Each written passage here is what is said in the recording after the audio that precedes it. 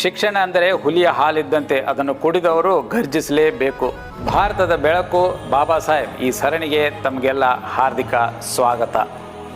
ಬಂಧುಗಳೇ, ಶಿಕ್ಷಣ ಅಂದರೆ ಹುಲಿಯ ಹಾಲಿದ್ದಂತೆ, ಅದನ್ನು ಕುಡಿದವರು ಗರ್ಜಿಸಲೇಬೇಕು. ಇಷ್ಟೊಂದು ಶಿಕ್ಷಣವನ್ನು ಪಡೆದಂತಹ ಬಾಬಾ ಸಾಹೇಬರು ಸಾಮಾಜಿಕ ಹೋರಾಟದ ಜೀವನವನ್ನು ಪ್ರಾರಂಭಿಸ್ತಾರೆ. 1927ರಲ್ಲಿ ಮಹಾಡ್ ಎನ್ನುವ ಒಂದು ಊರಿನಲ್ಲಿಯೇ ಚೌಡರ ಕೇರಿಯಲ್ಲಿಯ ಕುಡಿಯುವ ನೀರಿಗೆ ಇವರಿಗೆ ಅವಕಾಶ ಇರೋದಿಲ್ಲ. ಅಲ್ಲಿ ಸಾವಿರಾರು ಜನರನ್ನು 10,000 ಜನರನ್ನು ಸೇರಿಸಿ ಬಾಬಾ ಸಾಹೇಬರು ಹೋಗಿ ಆ ಕೆರೆಯ ನೀರನ್ನು ಕುಡಿಯುವಂತಹ ಚಳವಳಿಯನ್ನು ಮಾಡ್ತಾರೆ.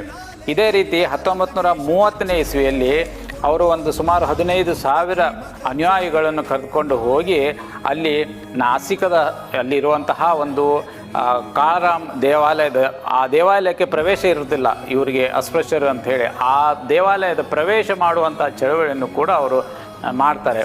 ಮತ್ತು ಅವರು 1927ರಲ್ಲಿ ಶಾಸಕಾಂಗದ ಸದಸ್ಯರಾಗಿಯೂ ಕೂಡ ಇವರನ್ನ ಬ್ರಿಟಿಷ್ ಸರ್ಕಾರ ನೇಮಕ ಮಾಡ್ತದೆ.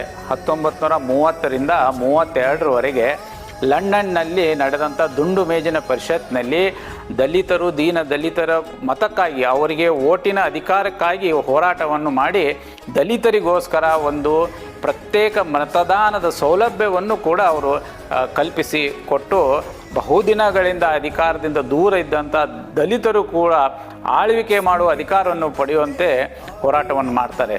ಈ ರೀತಿ ಬಾಬಾ ಸಾಹೇಬ್ ಅಂಬೇಡ್ಕರ್ ಅವರ ಹೋರಾಟದ ಜೀವನದ ಇನ್ನೊಂದು ಸಂಗತಿಯೊಂದಿಗೆ ಮತ್ತೆ ನಾಳೆ ಬರ್ತೇನೆ. ಅಲ್ಲಿಯವರೆಗೆ ನಮಸ್ಕಾರ.